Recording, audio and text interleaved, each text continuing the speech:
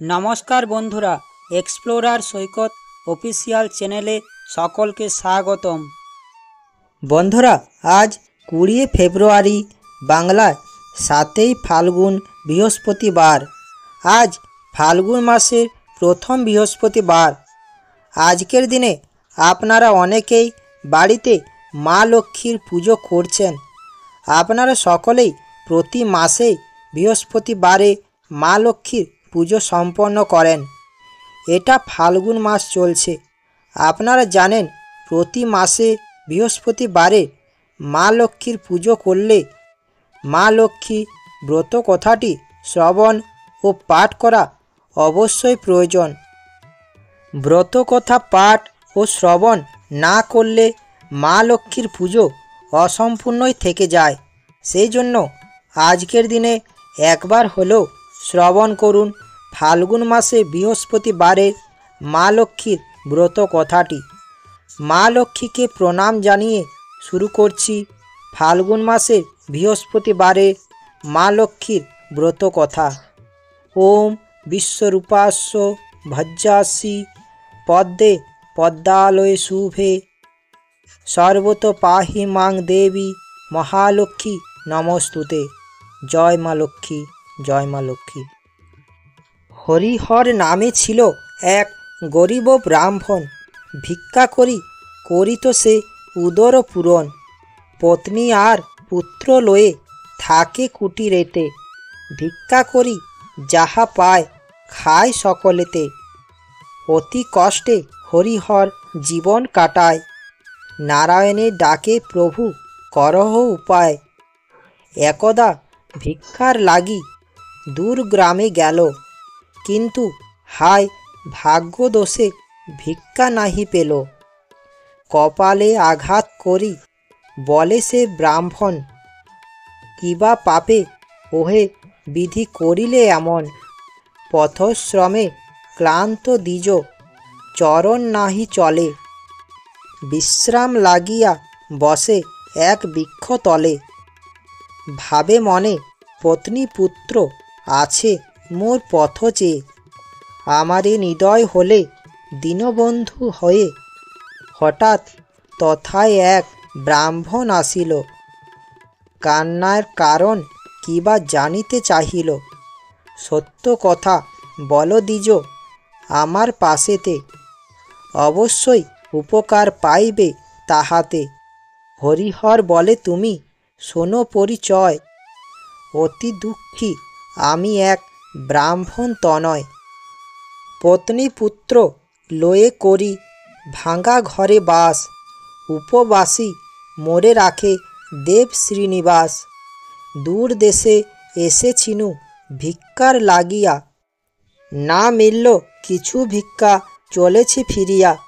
গৃহে ফিরে গেলে খাদ্য যবে চাহিবে যখন। তাদের কি দিব আমি বল হে ব্রাহ্মণ। এ কথা শুনি তারে কহিল ব্রাহ্মণ, সমরি গুরুবারে কর তুমি লক্ষ্মীর পূজন।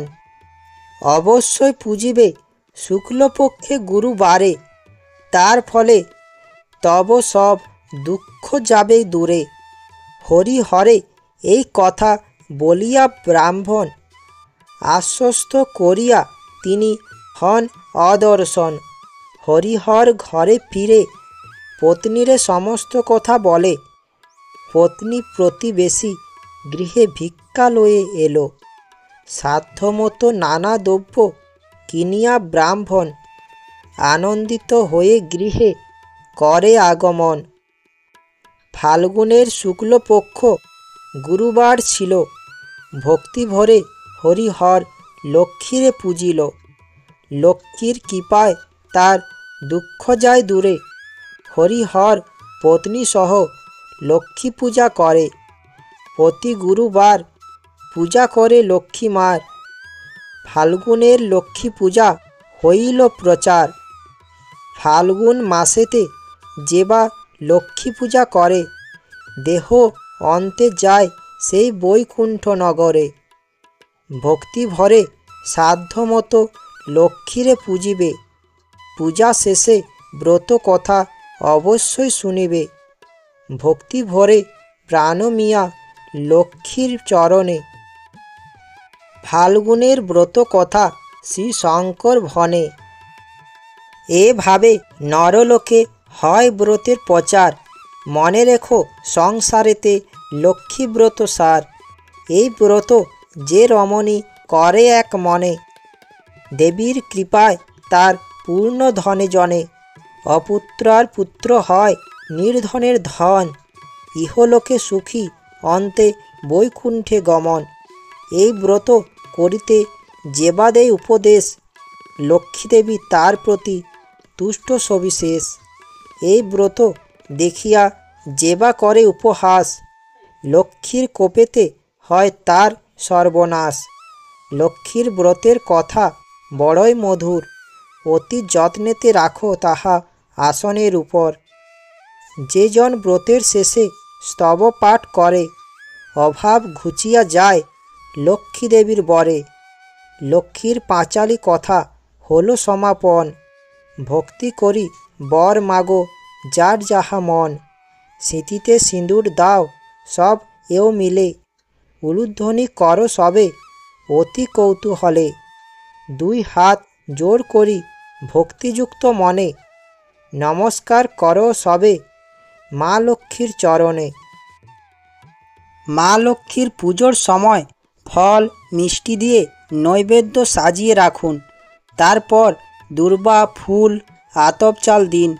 এই নৈবেদ্য মা লক্ষ্মীর খুবই প্রিয়। ক্ষীর বা পায়েসও রাখতে পারেন। এই দিন অবশ্য প্রদীপ ধূপ ও ধুনো জ্বালাতে ভুলবেন না। পুষ্পাঞ্জলি মন্ত্র পড়ে সকলের মাথায় জল ছিটিয়ে দিন। হাতে ফুল নিয়ে পুষ্পাঞ্জলি মন্ত্র পরপর 3 বার পড়ুন। দেবী ও দেবীর বাহনকে ফুল অর্পণ করা উচিত। মা লক্ষ্মীর পাশাপাশি নারায়ণকেও স্মরণ করবেন। এর পাশাপাশি কুবেরকেও স্মরণ করে ফুল নিবেদন করবেন।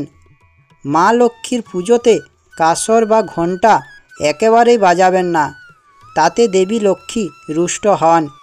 দেবী লক্ষ্মী বেশি আওয়াজ সহ্য করতে পারেন না, তাতে ঘর থেকে মা লক্ষ্মী বেরিয়ে যেতে পারেন। প্রতিদিন স্নান করে মা লক্ষ্মীর গায়ত্রী মন্ত্র 108 বার জপ করতে পারেন। এতে মা লক্ষ্মী সন্তুষ্ট হন। এই মন্ত্র জপ করার সঙ্গে সঙ্গে পদ্মবীচে মালা ব্যবহার করা যায়। এছাড়া টানা 12 দিন ধরে ভক্তি ভরে মাতা লক্ষ্মী দ্বাদশ স্তোত্র 12 বার উচ্চারণ করলে ঋণের বোঝা থেকে মুক্তি পাওয়া যায়। এবং ঠাকুর ঘরে মাতা লক্ষ্মীর আসন বা সিংহাসনে কড়ি ও শঙ্খ রাখতে ভুলবেন না। আশা করি মাঘ মাসে মা লক্ষ্মীর ব্রত কথাটি দেখে ও শুনে আপনাদের ভালো লাগবে। মা লক্ষ্মীর ব্রত কথাটি দেখে ও শুনে ভালো লাগলে আমার চ্যানেলটা সাবস্ক্রাইব ও লাইক করার অনুরোধ রইল। মা লক্ষ্মীর ব্রত কথাটি সকলের কাছে পৌঁছেও দেওয়ার অনুরোধ রইল। ধন্যবাদ।